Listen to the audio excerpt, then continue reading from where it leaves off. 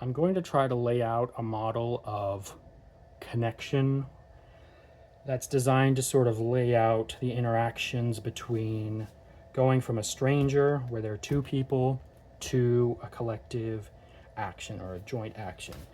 In this case, we have us and the person that we want to connect with.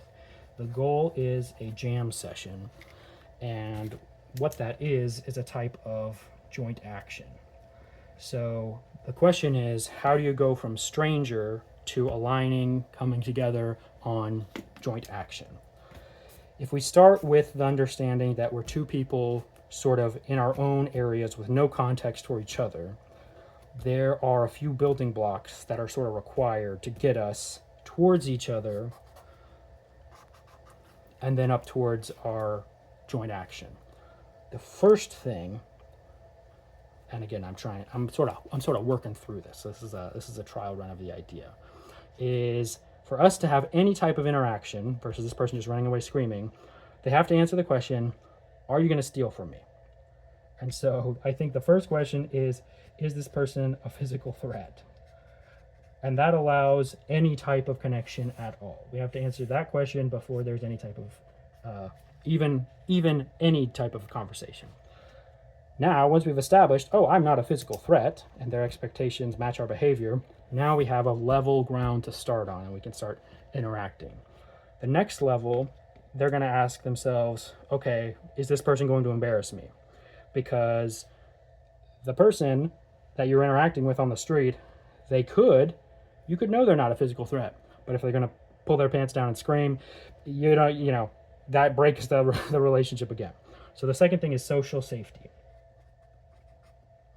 So the other questions related to this are they going to reject me? Are they going to alienate me?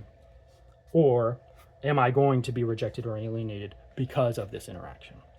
So that's sort of like the second level. Once we have that, now we've actually gone from just like a passing acquaintance or a stranger or someone that you just saw on the street one time, someone you introduced one time. Once we have social safety, now we've actually gone up a level. So if this axis is kind of our big trust meter, then we've actually established some trust. But this isn't enough trust for them to join us in joint action quite yet. That's actually going to take a little more. Because the next question that they're going to ask is, do you get it? Like, you might not be a threat, you might be safe to me, but if you don't kind of get what I'm doing, then we are just going to be pleasant acquaintances forever. That's not going to go anywhere. So the do you get it question is getting to belonging. And so this is like Maslow's hierarchy of needs would call that like self-esteem. Are you the type of person that we are on the same page enough that we're actually going to build a similar outcome?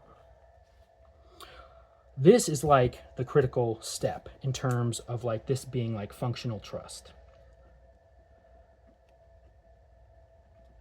We've built enough now so that this, sort of floating amoeba of the jam session is actually within reach. When someone can answer, do you get it? Whatever that thing is, it could be their taste, it could be their values. We might trust someone's taste, but maybe not their values. So that would be like, oh, we can work on a project together and I get your taste, but I'm not taking you around the family kind of thing. Or alternatively, maybe I know you don't have good taste, but I know you're a great person and I know you're always going to come through. So I can still have a functional relationship with you, even if there are some things missing. So we know that this is not it though. Like there are relationships that go beyond that. And those are the ones that you ask, can I be myself? That's what the person is asking. We've gone through socials. There's no physical threat. They are socially safe. They get it in some significant way, but then after all of that, can I be myself? And this is authenticity is going to be the last sort of building block.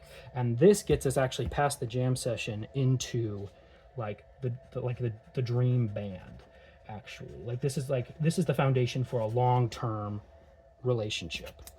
And this gets to this is like purpose level stuff. This is like the music I was always born to make. You're not going to make that with just anyone. It's sort of like the people that can stand on this final block. So the question remains, how do you build these blocks over time? And the one of the most important ingredients is actually time. So on the same line as trust is going up, time is also actually going up. So it's very quick to establish you're not a physical threat. It's a little longer, but still relatively quick to establish social safety. Showing that you get it is going to take a little more work. And then finally, authenticity. This takes many instances of showing up consistently on all the other ones to actually build to this place.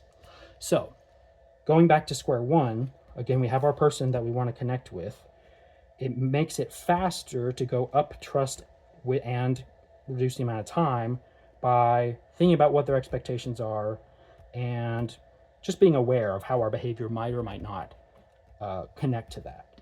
We can communicate things about belonging by, like the choice of our stickers, the choice of our dress, the style that we show. We can hint at that, and then social safety is how we'll actually like live that out and establish that we're safe in these two ways first.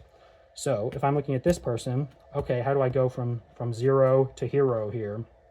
Okay, physical threat, check. I want to have a low stakes interaction with them where I communicate friendliness. Check, we got physical threat off there. Social safety. We can show something like there's a common interest that instead of being likely to alienate me or embarrass me, oh, I'm a person that traffics same circles, or we have something in common. That would get the social safety part. Getting to belonging, so this is, do you get it? This would be showing actual insight. So if we have a shared interest, now if you get it, then you can tell me about something about that interest that clicks with me, that actually shows that you have like a functional engagement with this. And that's like what builds to, hey, do you want to jam? And the reason that hey, do you want to jam feels natural after these is because we've built those up. Now that's kind of intimidating. How many things do I have to do before I connect with this person that I want to connect with?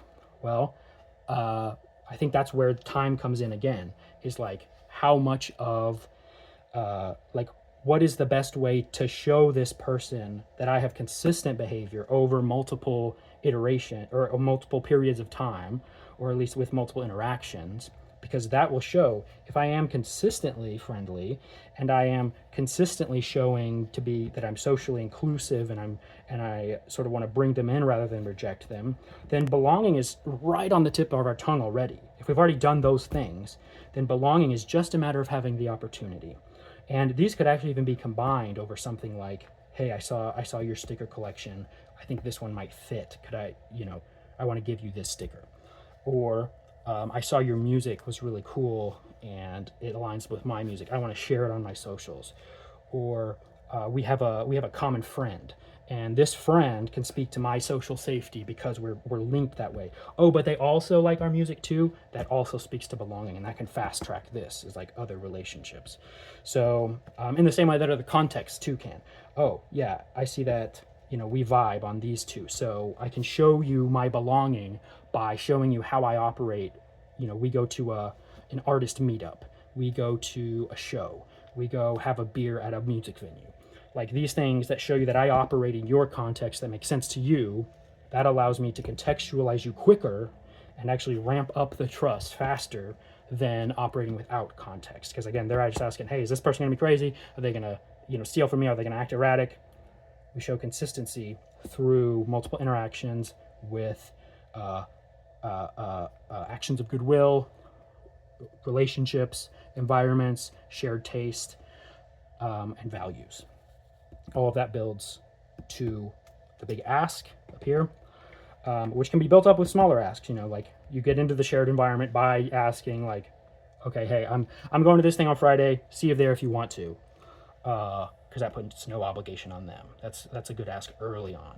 Whereas eventually we get to the point of if they're the right person that's sort of aligned with everything else, they get here. Most people won't, and that's by design. Most people will probably be here at most. And then it's a numbers game after that. How many people can I go through this experience with so that I maximize the chances of finding these dream band people? And so that means maximizing the number of contexts, the number of social relationships, the number of interactions with different types of taste, or going places where there is unstructured time that allow us to do these things.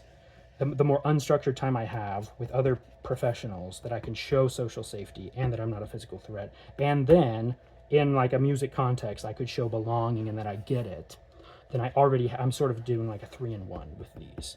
I think about like the networking event that you mentioned with like going to the hotel with other musicians who had sort of like similar interest on education and things. So that's the structure I'm working on. Is resonating with me. Tell me if it's resonating with you or if anything doesn't make sense.